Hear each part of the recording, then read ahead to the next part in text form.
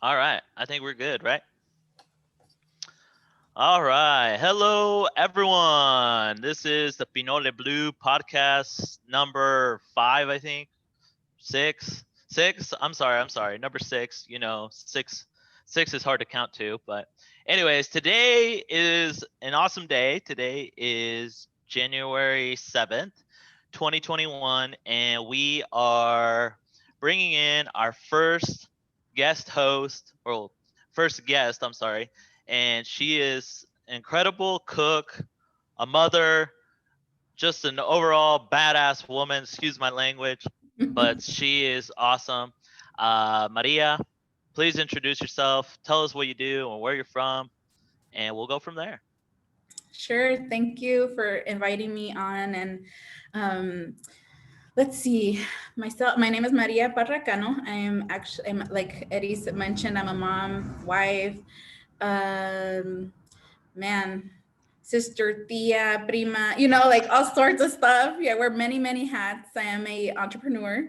I call myself a mommypreneur because this actually originated, and I could go into that of like my entrepreneurial hat. Like I had it from a very young age. My parents are both entrepreneurs or self-employed, I should say. And this is something that's always been within me, right? But before that, I just also wanted to acknowledge the times that we're in right now. There's so many things going on across the globe, but just wanting to hope everybody is in a good place today, not being able to maybe dust off some of those ancestral tags or what pulls at us, especially given the circumstances of the events of our nation today.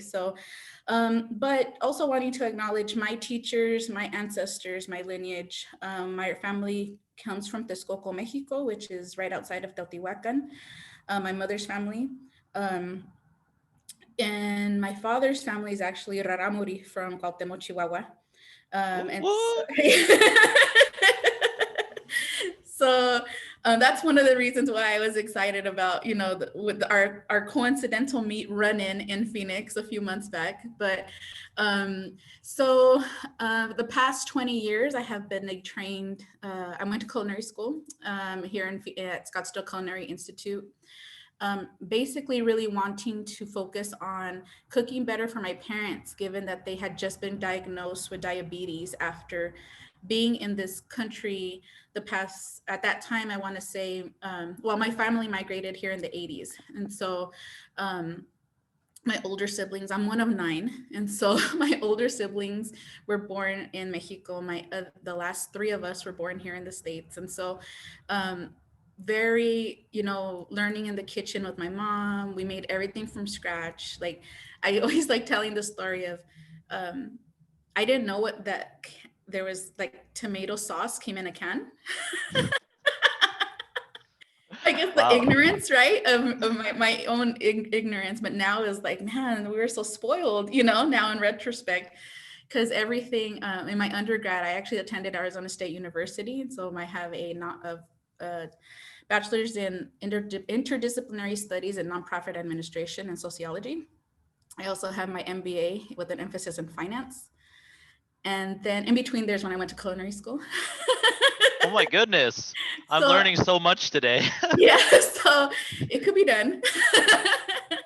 And that was actually, I consider it like before children, because I actually did all that before having my kids. But my MBA finished off, I was pregnant twice during that time.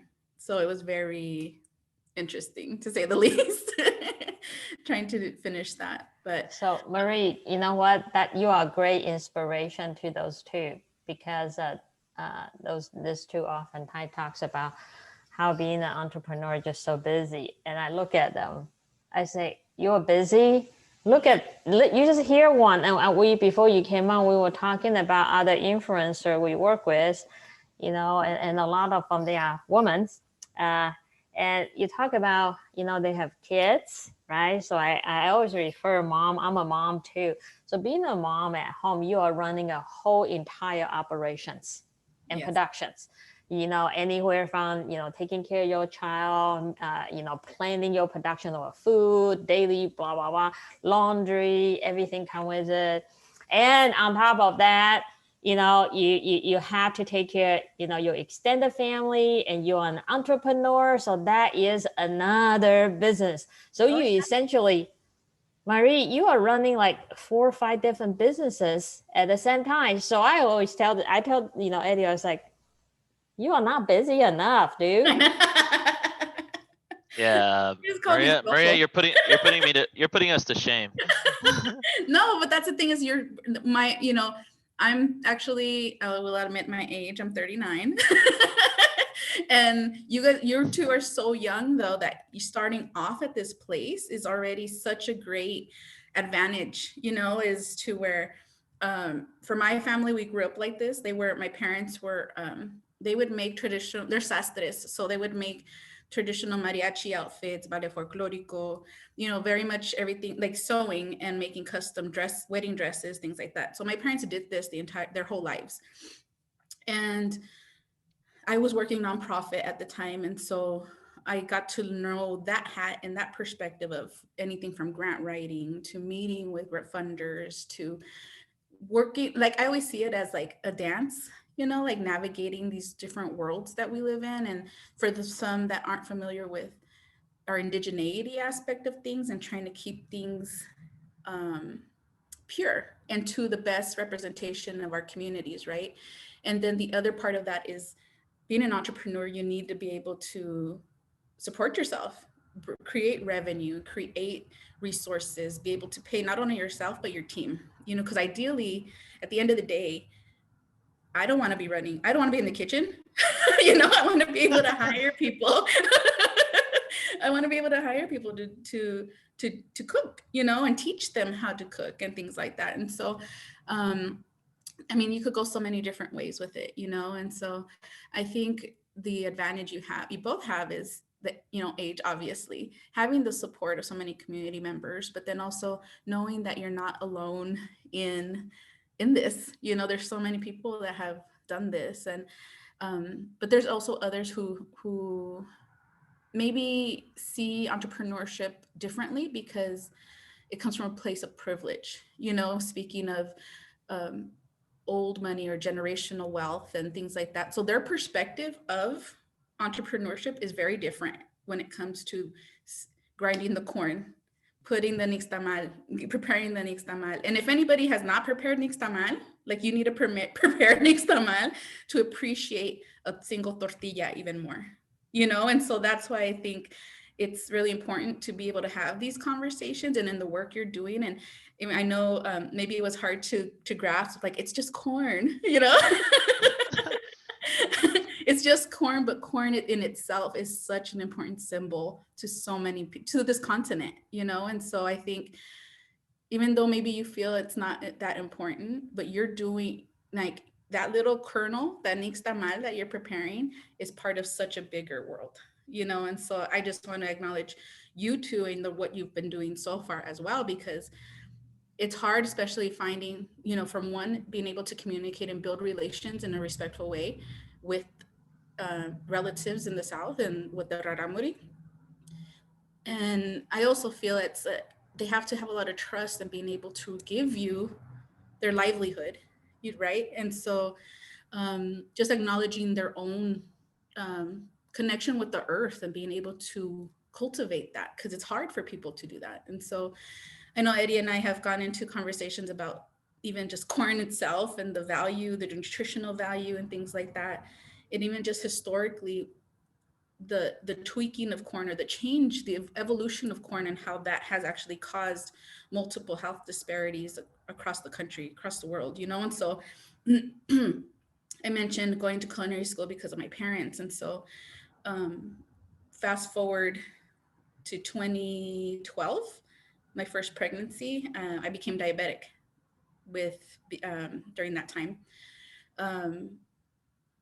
They expected it to reverse once I had delivered my daughter. It didn't.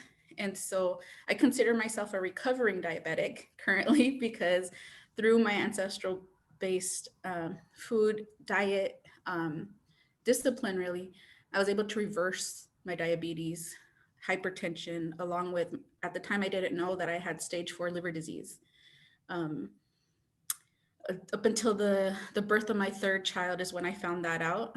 And then the birth of and then at my fourth child, I actually had postpartum preeclampsia, which had me bedridden, in risk of a stroke, seizure, or heart attack. I couldn't care for I couldn't care for myself or my children for 3 months. My daughter is now 2, but at that time, I went completely plant-based, knowing people which tés or teas, which herbs, which foods to prepare for myself. And I had people do this, and I was really lucky to have a support system for this, which is actually at least 5 years ago started my own nonprofit. And so we're traditional healers, educators, knowledge keepers.